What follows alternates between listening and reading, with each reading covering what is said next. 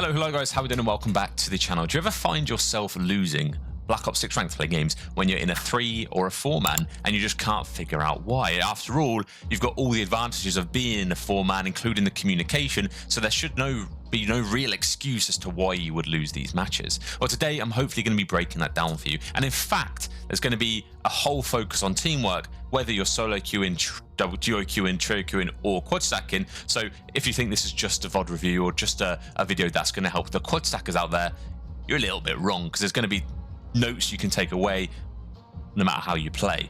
I've been kindly sent a VOD review from Redemption Esports, a UK based competitive team, and they are team on the right. I think they're playing some XP leagues and some amateur leagues, those sort of things. But this kindly sent me this VOD review. Everyone's agreed to have this VOD shown, and we're going to be breaking it down. And we're really going to be focusing on how this Bravo team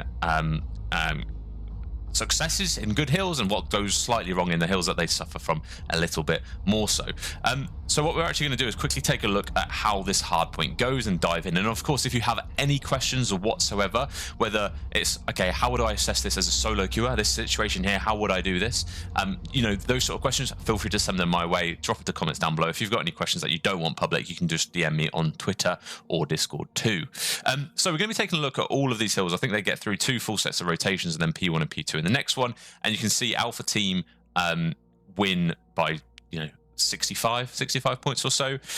The 2 things I want to highlight here are I've broken down the average time per hill for both Alpha team and Bravo team here, and you can see the real strong hills from our Alpha team here, or the Bravo team, sorry, who we are reviewing, is P3. They consistently get really strong P3, so we're going to be breaking down why that seems to be. But P4 seems to be where they suffer most, especially on this rewind. Now, obviously, you won't have these tools unless you review all your VODs as a 4-man, but it's really important to try and assess when you are in a 4-man, or if you are in a stack, you go, okay, what hills did we consistently seem to get broken on easy? What hills did we seem to not have something right, or we seem to lose most hill time on? And that should be your focus. And the ones that you do really successfully, try and break down what's your theatre mode or a VOD review of your own, even if it's just on ranked play, and figure out why. Because learning how to carry your successes in certain hills onto the hills that you struggle on are going to be the key to your success. So my main focus is here, as I say, are going to be on P3 and P4. Other than that, it's a little bit bitty. I think they're a little bit more successful at P1, but it's a bit of a scrappy hill. They struggle a little bit on P2. They barely get any hill time on P2 at all, actually, but they make it mixy enough for the Alpha team to not get many points in any case. But we're going to turn this VOD back. We're going to review it in all its glory, and let's send it back to the beginning. I've slightly increased the size of this map because, as if when we're talking teamwork and meshing, the map is going to be a lot of what we're looking at here. So let's get into it.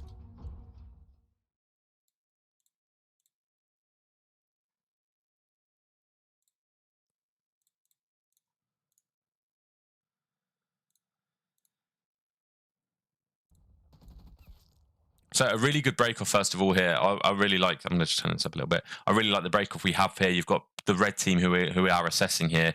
They've got good lane control. So they've got the left watch. They've got 2 people down right. They win their initial gunfights on this right-hand side here, and they try and progress forward. So really, really nice start.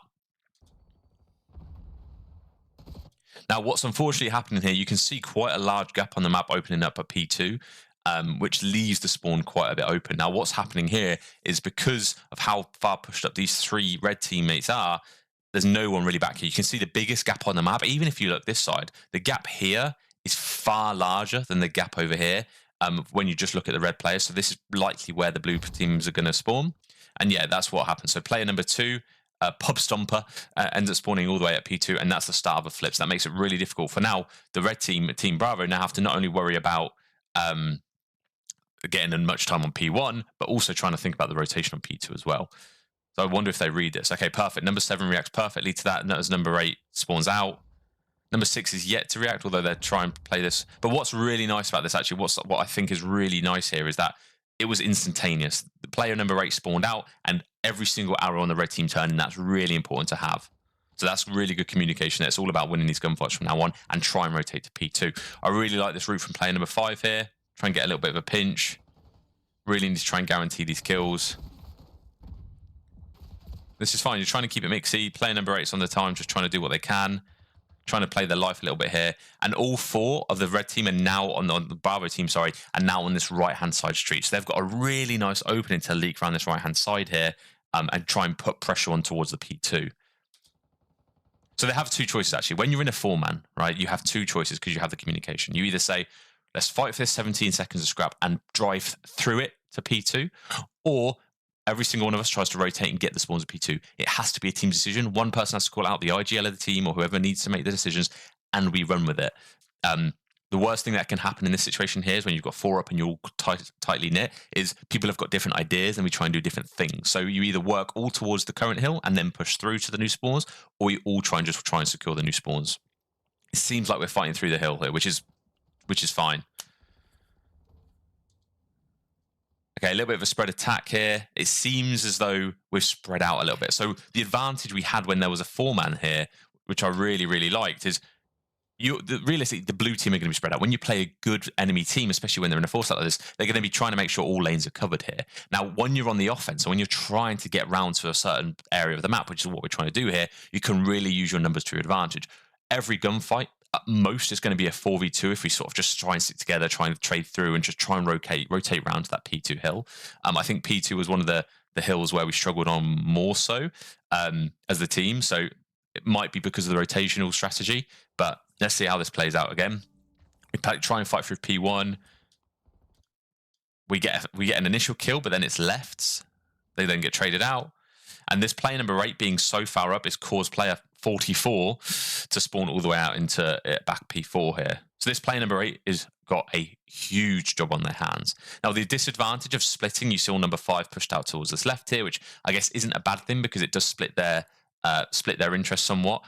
The fact that they didn't all push around together just means that it's a 1v1, it's a 1v1, it's a 1v1, which leads to potentially being broken on this attack not happening correctly.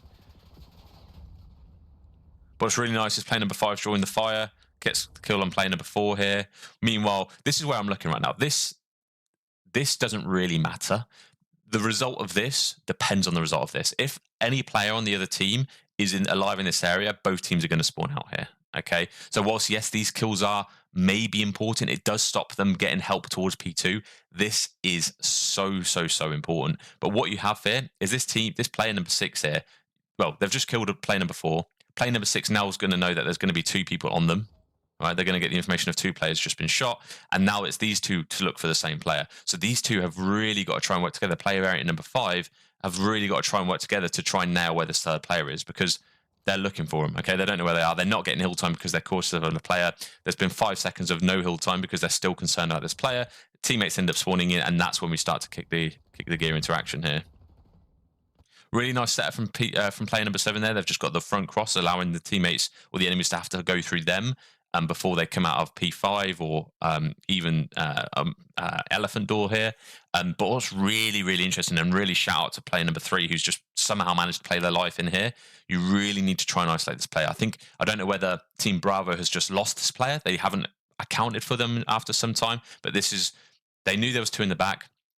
They knew there was only 2 mid when this player, I can't remember what player was shooting in courtyard. Rezi just killed this player on the car. So you know you were looking for that one player, and you didn't know where they were.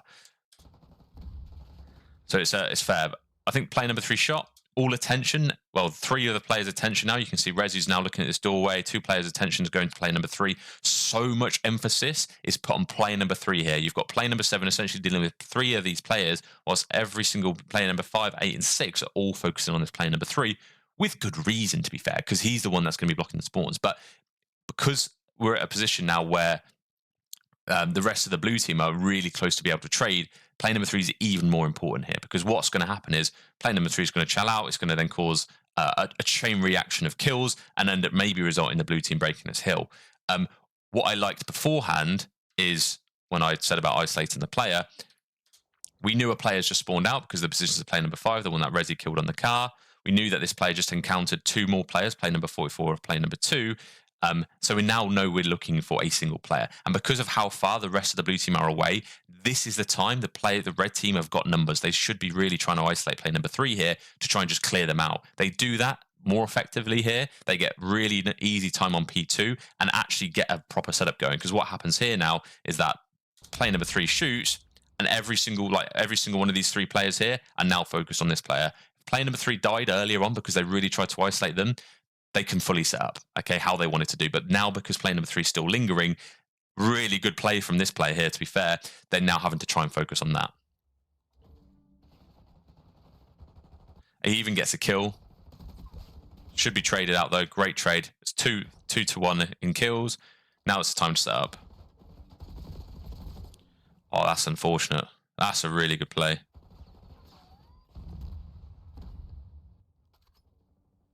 Okay, play number 5 actually spawns out. This is a time to make this a little bit mixy.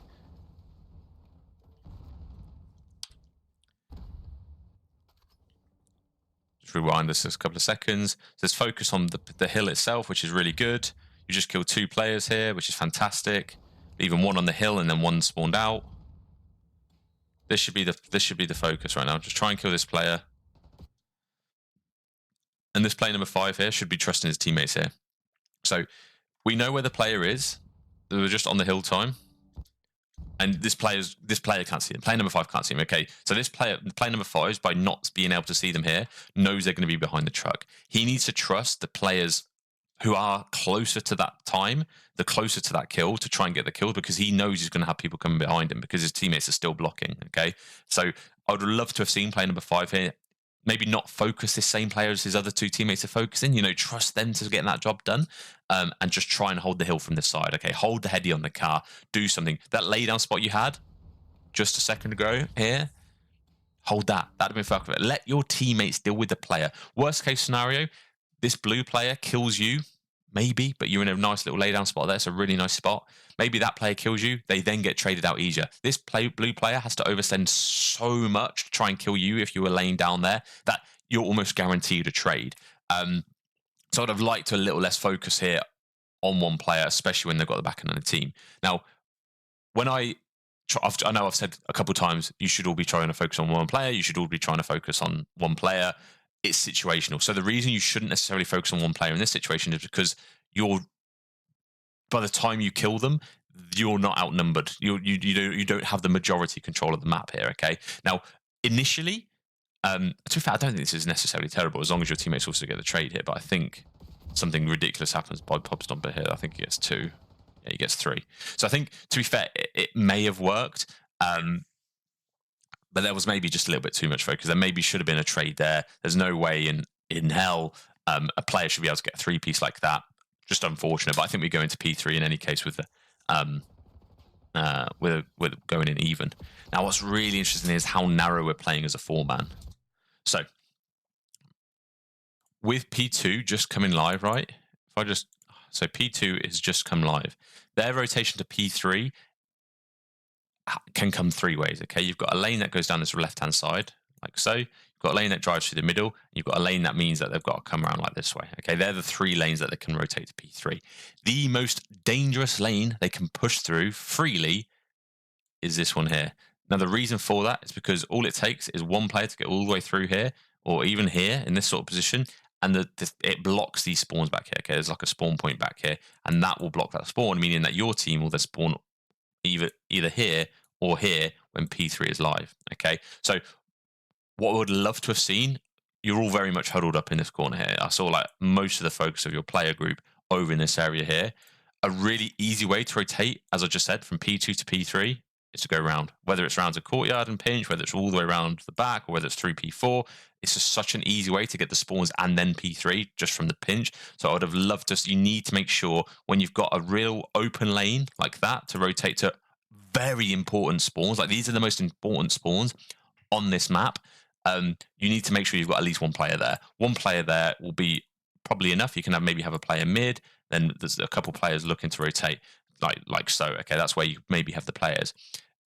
It then stops anyone getting from any side. Okay, so when you're in a position like you were just a second ago, if I can find it, where you've got 4 players located, actually it was a little bit further back than this, all 4 of you are here, you've got time to set up. Okay, so you really need to try and someone needs to just take ownership and go left. Yes, you're going to get less interactions and less kills, maybe, but you're going to be doing the team a lot more help than the latter. So I'd love to have seen just allocation of lanes here. Someone go mid, someone go left, and then maybe 2 focus on the P3. That would have helped this situation, because I feel like number 44 is going to be a right pain in the ass.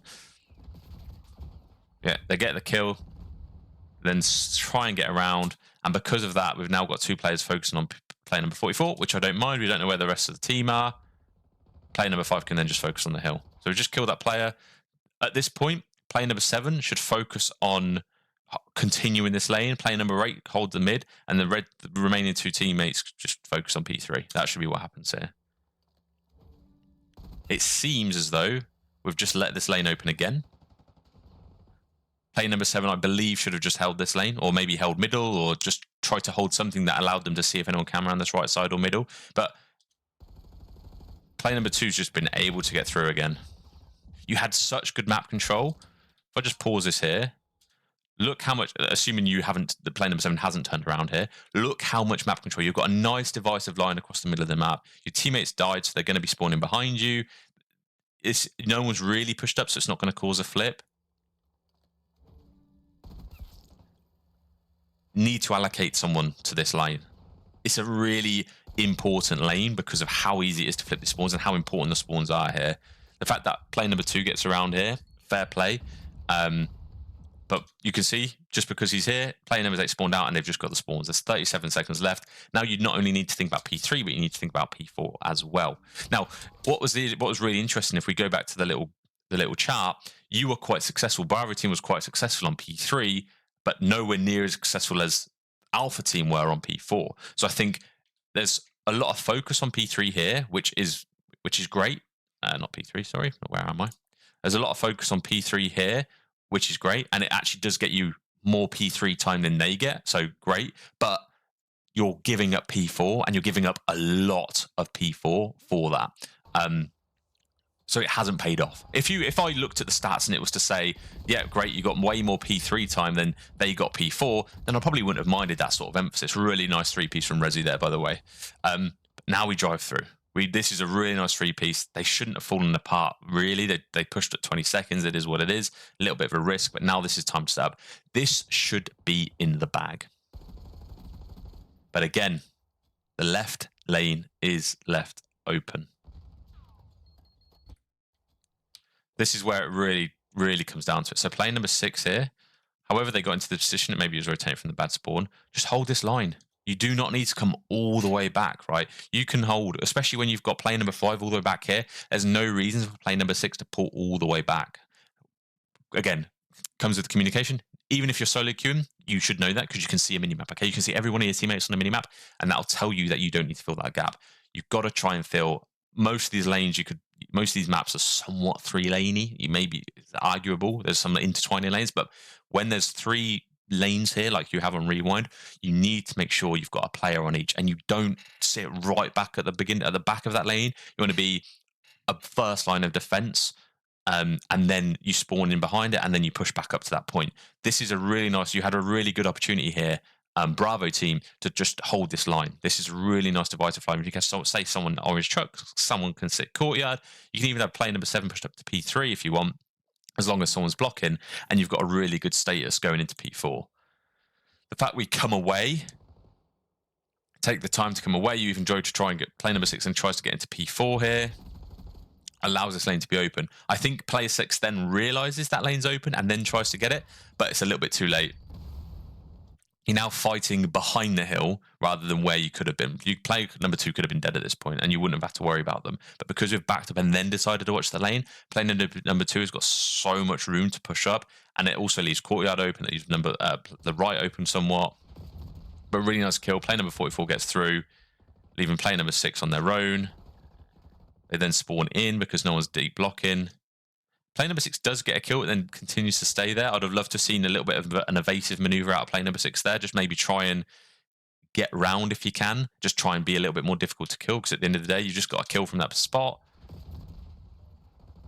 So this, right now, obviously we can only see Resi's perspective here. They know that there's going to be 2 people minimum pushing through this right side. So it's really important for these players here to just try and play their life, or at least back up to really block that spawn. But yeah, player number 6 gets a kill, and then stay there, making it really easy to trade. You had a little bit of time to move there, maybe. But yeah, easy flip. It's now 50 seconds left, and it all started from not having real lane allocation there. You had too much focus on the left, a little bit too late. And I think they just hold this really well. They get the kills, they then start to push up. They back up a little bit, giving you a little bit of room here.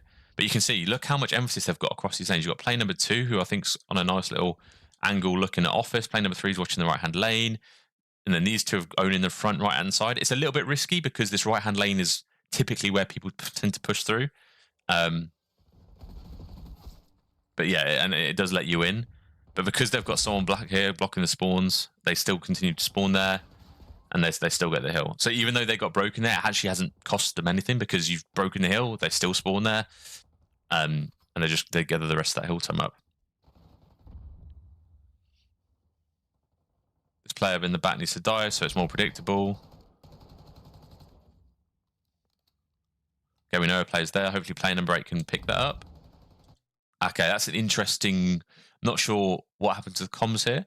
But player number 5 was mid. This player number 2 is so important because they're an outlier. Okay, generally your Bravo team are gonna read a push from the old hill to P5, which makes this sort of route where player number 44 and 4 are somewhat predictable. The player number 2 is gonna be someone who, if they survive, they're gonna be elusive. Okay, you're gonna be always thinking in the back of your head, oh, there's someone somewhere, and it's gonna make the game far less predictable. Sorry, keeping this player 2 alive.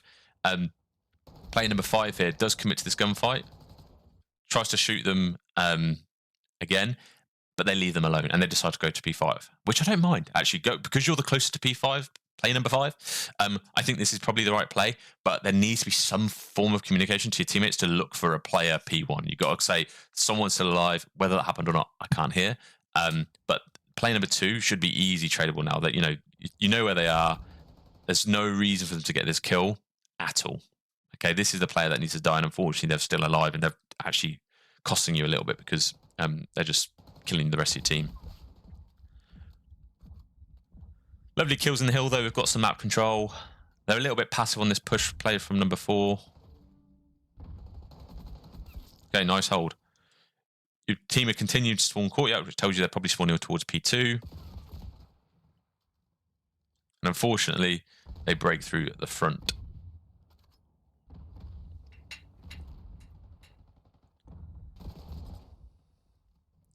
It's really nice. What I don't like about what they've just done is that they don't have player number 4 far back enough for 44 to push through, unless they read the spawn, unless they want them to spawn here. I don't think they read the spawn at all. Yeah, they don't. So that's happened because player number 4 pushed a little bit further forward, and player number 4 was pulled back. Otherwise, they'd have spawned even further this way.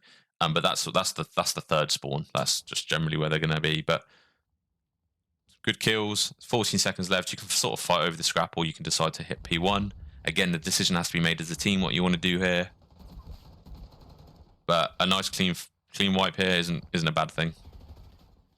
There's a lot of emphasis, though. There's a lot of emphasis towards P5 here, which I don't mind because P1's really close.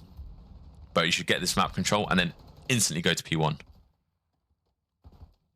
Play number 6. P1. Yeah. Shame. But it's okay. P1's quite scrappy. I think you've been good at P1 in the past. This should be okay.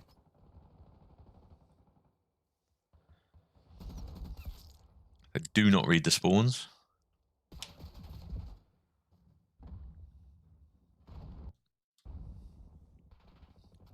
I like this play. This player, if the rest of the red team, again, it all comes down to someone making a decision what you want to do here. If this player's communicated that I'm trying to flank to get spawns or whatever this player's communicated, this means all this team needs to do is make sure that they release this back spawn and be really annoying. Okay, if this player's intention or what they communicate is to flank and just try and get map control or try and get to the P2 spawns, these teammates need to go, okay, our job is to release the back spawn so the blue team can spawn terribly, but also be a big distraction so this player can get around for free. Okay, that's what really should be happening here. Nice. And that is what happened. These are now going to be communicating that they're spawning out. The attention of the red team should be on that spawn. Don't think they read the spawn though.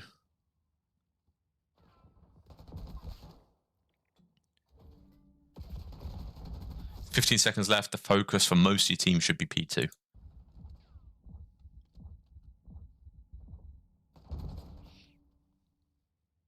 Okay, play number 7. that player's just spawned there. You can now go back to where you should be. This player can now watch this lane. Again, watch the lanes. There's 4 of you. There's 3-ish main lanes here. I know they can come into sideways routes, but as soon as player number 7 sees player number 8 spawn here, this tells you this is owned by player number 8. Okay, this player is in the most convenient spot to watch this left-hand side. Player number 7 can then just decide to support hill. Player number 6 has got front. The only place that isn't being watched right now is this middle zone here. Okay, player number 6 has got right. Player number 8's got left.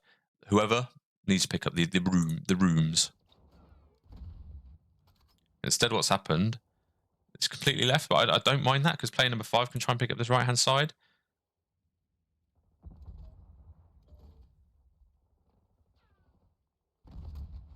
Yeah, there seems to be like a little bit of a messiness to it. I'm just going to try and break down what actually occurred there. So player number 6 is in a nice little creddy corner here, next to the bins. You've got player number 8 watching left hand lane. Player number 5's just spawned in, which means that they can now hold this right hand street because they're going to realistically this route should just be right down the street here, especially if these two leave this open. But what's happened is this player gets shot by these two here. These two are sort of really quite far back. Player number 5 isn't covering lane really here. They're just running through old. But what that means is these players then don't know if someone's got through the right. If player number 5 just rock this right hand lane here and come round, it leaves these two players just to focus front. But the fact player number 5 does tries to cover the same thing that these guys are in the best place to watch anyway. It means that these then are then somewhat concerned about this left hand side here. So there needs to just be more ownership of lanes in this situation. Okay, someone needs to say, okay, I've got the left, and therefore, let's say player number 7 said, yeah, I've got the left, I'm going to own it. Even if they stayed all the way back here, they can own that. That allows player number 8 to focus front and player number 5 to pinch the time, knowing this lane's covered. But I think the fact that we're not sure where they are, you can see player number 7 looks right, they then get shot on the side, looks left, sorry, look, they get shot on the side, and no one's got this left lane, and you can see that's where player number 4 just leaks round, they get their kills, and because it wasn't like a clean, tight setup, and I don't think there was massive amounts of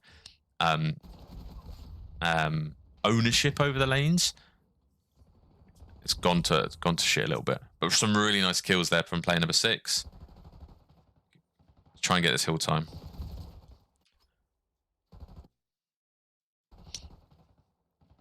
This should be breakable. You know, there's 5 of you. Most of you have just spawned in here. You've got stuns. Every one of you's got stuns and nades. Especially when you spawn here, safe. You can just throw nades over to that side really easily. Break the hill. If this is comp, they're only going to have 1 trophy down, but this should be a really easily breakable situation for the red team. Nice couple kills. Again, the nades come in. Love to see it.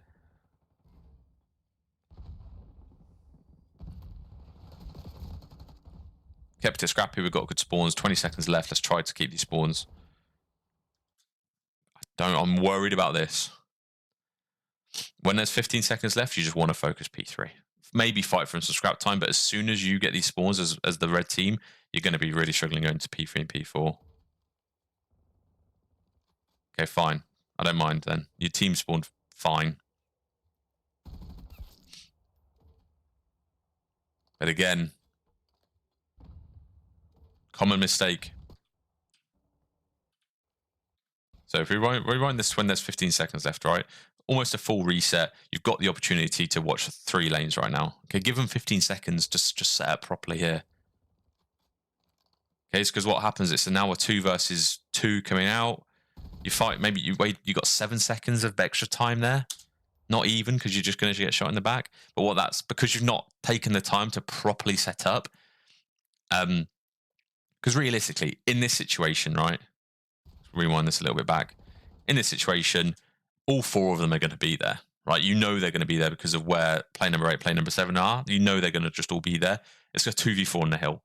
You're not going to be successful. You're not, even if you're not going to get the 15 seconds of time you're chasing here. Instead, give them the 15 seconds because you're at most maybe getting 4 or 5 seconds here because of how many players they have around the hill, and just set up at hill. Player number 8 can go burger here. Player number 7 can go, okay, I'm going to watch this left-hand lane. They can sit in a cruddy corner here or whatever, and then allow the other 2 players just to fill the gaps. Playing for 10 seconds just isn't the wave here. And what's that resulted in? It's resulted in an early gap being found by player number 3 because they've decided to rotate a little bit earlier here.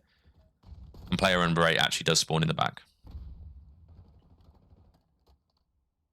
So this is now a mess. You have the red team have absolutely no map control, and it all comes down from the fact that we're still trying to play old with 15 seconds left when the blue team had so much map control of the old hill. Play number 4, 44 senses an opening here. And again, no one's really picking up this left-hand lane, or even like getting info in this left-hand lane. And it's just going to cause the spawns to flip. The next player to die is going to spawn out. Yeah. Again, there's consciousness of trying to pick up this lane because every time someone tries to come to this left-hand street here, but it's just always a little bit too late. I think we need to be a little bit more prepared in our rotations and just really try and get a setup. If you play with a regular 4-man, it sounds nerdy, but try and just have, you know, okay, this is, if you really want to improve and really want to beat people in ranked play, you want, okay, setup, the desired setup is to have someone here, someone here, someone here, someone here. Okay, not necessarily individual people in individual places because that means it's gonna, you know, you need to be more flexible. But just think of the angles you need to cut off on the certain hills. And I've done a guide on that. If you guys want a link to that, you can just send me a link, ask down below, and I'll send it over.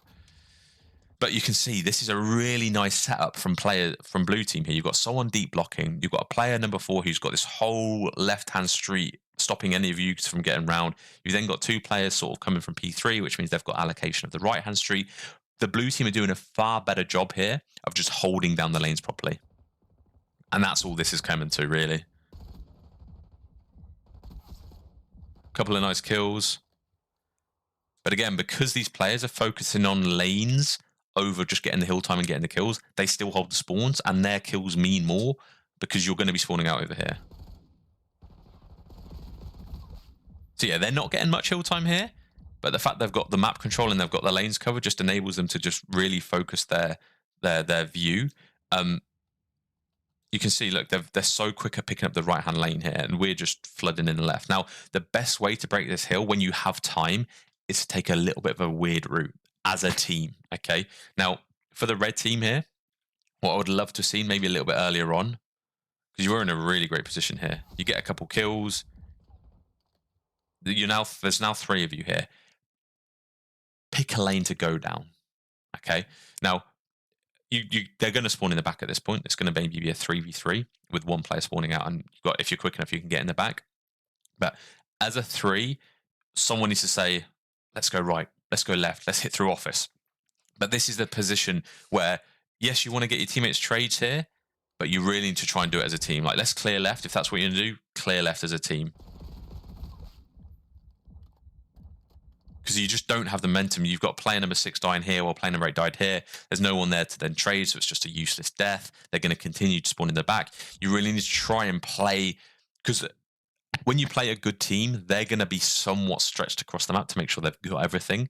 So you need, when you're trying to break downhill, just pinpoint an area you want to attack and just focus that as a team.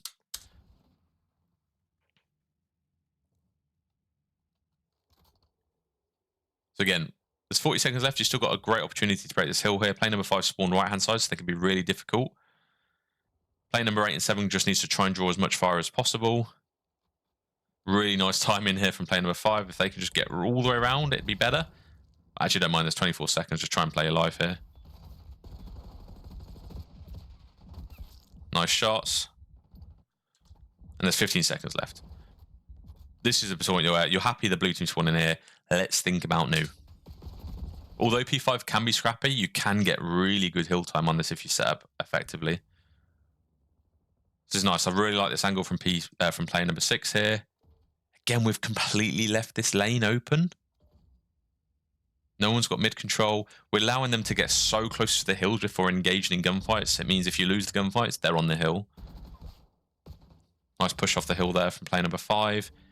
And they've just broken. And you can see that's all because you've gone from a really wide setup potential, just narrowing on the hill, meaning that you've just got a lack of map control. If I rewind to a point which was really beneficial here. So again, this is great. You need 1 person on the hill to get time. That's all you need. Player number 6 is in a nice position. You've got 2 players in mid. Player number 7 can just sit on time here and put the controller down. Okay. Player number 5, if they want, can back all the way up to P2 just to guarantee the the blue spawn over here. But player number 8 can own middle, and maybe hold the pinch from back here. Player number 6 is owning the right. Player number 7 can hop in time. What seems to happen here is everyone then decides to just condense into this little zone, all just around the hill. Again, gunfights are lost, which happens. Unfortunately, you get two kills. But it's because it's such a narrow defense. A narrow offense is fine when you're trying to break a hill because you're then winning gunfights because there's more of you than the enemy. But a narrow defense is just never what you want to happen. It's annoying. That death is annoying. So this is a hard hill to break, okay? A flank here does go well. You can push through elephant or push through laundry here is always a nice flank. But at the end of the day, you've died so many times, you've got stuns and nades, okay? Get in a position where you own an area. Let's say you just settle front, throw nades and stuns. You've all 4 died recently, red team. Get into a position where you can all throw a nade, all throw a stun. You're going to clear maybe 1 player out the hill, maybe 2, and then you push. But you need to use that utility to get the first damage. Lovely kill. Okay, 10 seconds left. Let's see a focus on P1. Nice rotation from player number 6 here. Just need to try and just play a little bit slower, perhaps, just to try and guarantee a kill. I wouldn't have minded player number 6 here, just to sit in the laundry behind the desk, because that enable, and then just look out this window, because that means that, if I can show you here, player number 6 sits in laundry, like so. They've got, and they look this way, like this way. They've got both this left lane watched, and if anyone decides to come through laundry, which means the player on the time only really needs to look at elephant here and here, which 1, 2, 3. There's 3 other players. Bosh. Okay. But that I would like to have seen that from player number 6. So just maybe just slow it down a bit and just hold a pre-aim in this laundry side here. Just lock down that lane, and we should be good. But it should be good setup. I think even with that, you've got a couple of good kills from your teammates there. But again, we're in a position now where it's a bit of a 50-50. Okay. It's just head clashing at hill. This is where it comes down to just winning gunfights, which is not what there's more to the game than just that. This player spawning here should alert the rest of the team there's going to be someone pinching.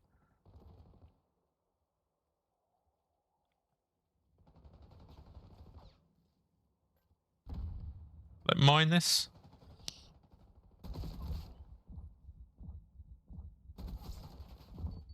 This is fine. Should be traded out. Just got 2 kills. This is scary. So this is good. This player needs to die because they're a threat to P2. Hopefully player number 6 can pick that up. What I'm not a fan of is necessarily pushing all the way through the hill like that just to try and get some kills.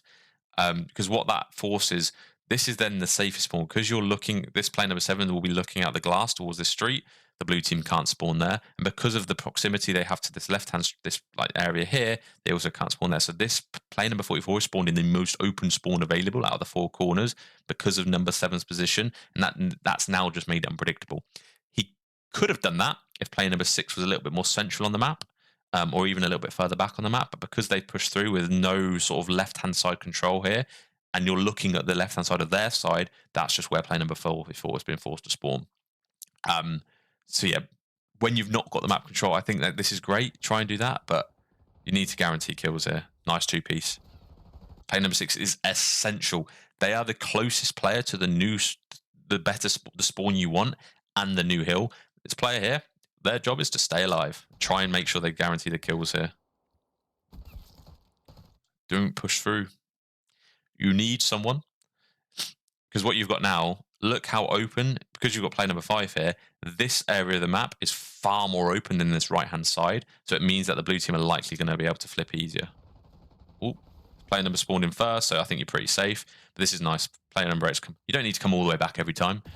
Literally just run down this alley is fine. You don't need to come all the way in the depths. It's a little bit of a waste of time. But this is good. You got pretty much all that hill time, I think, on P1. I don't think the blue team got any of that hill time. So again, it's all about locking down the lanes and taking an offensive defense. So plane number 7 dies on old. It is what it is. Plane number 5 is trying to own P5 here, which I like. Plane number 8 and 6 just need to focus on the left-hand lane and the front. I died from a cruise. That's unfortunate. Shouldn't really be dying from cruises because you've got so much indoor space around this zone, but can't be helped. Okay, we've just spawned up. Most of the team has spawned up now. They're on the hill. Let's throw these things. Actually, it's tax first and then nades so that the trophies disappear from your tax. It's a really just launch them over the building. Really easy way to break this hill. Yeah, Slack gets a lovely 3-piece. They're now going to get the spawns, and this is, I think, where it's GG. Let's break down that push there. I know it's a little bit too late.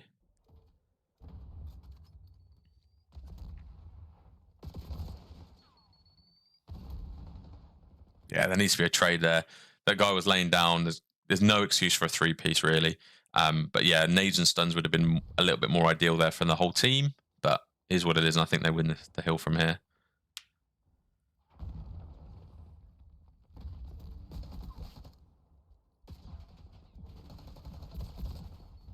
Okay. So yeah, I think a lot of it comes down to communicating on this team, at least. A lot of it comes down to communicating who's holding what lane and just owning that. There's a lot of unpredictability in the spawns here because there isn't a rigid setup on every hill. And I think just simply improving the communication on, okay, I've left a player here or whatever it may be, would be a little bit, make this team enhanced massively. Getting 3 pieces should never be an option for the blue team. I think they got two 3-pieces this game. There just needs to be trades there. So whether it's a miscommunication when you die or a little bit of a frustration, the comms need to be clean.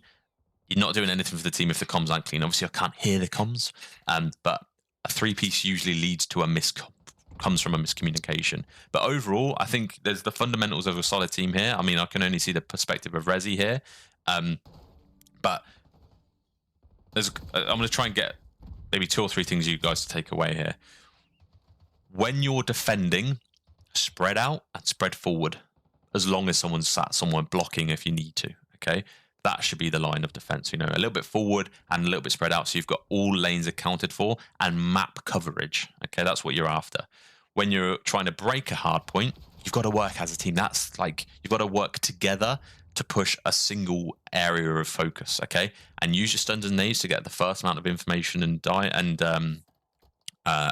potentially damage out, and it's going to be a lot easier to break. And then I think this team, I think, specifically needs every member of the team to have a little bit more focus on, if you're the last to spawn in, you're the one that's anchoring the spawn to your side. And by anchoring, I mean you're so far, like, you're in a position in which the blue team will have to consistently spawn out, whether it's left or right out, but they still spawn out. There's so many times where the whole team progresses at the map and leaves it up to chance an enemy might spawn behind you. And hopefully this has made it somewhat obvious. But I hope you enjoyed. If you want to submit your 4-man review, you can do so. You can just message me on Discord if you want, and make sure every single person in the lobby has given you permission to let me have it as well, because obviously it's not just one team I'm reviewing here. It's realistically it's both, isn't it? But I hope you enjoyed today's video. Let me know if you have any questions down below, and I'll see you in the next one. Ciao for now.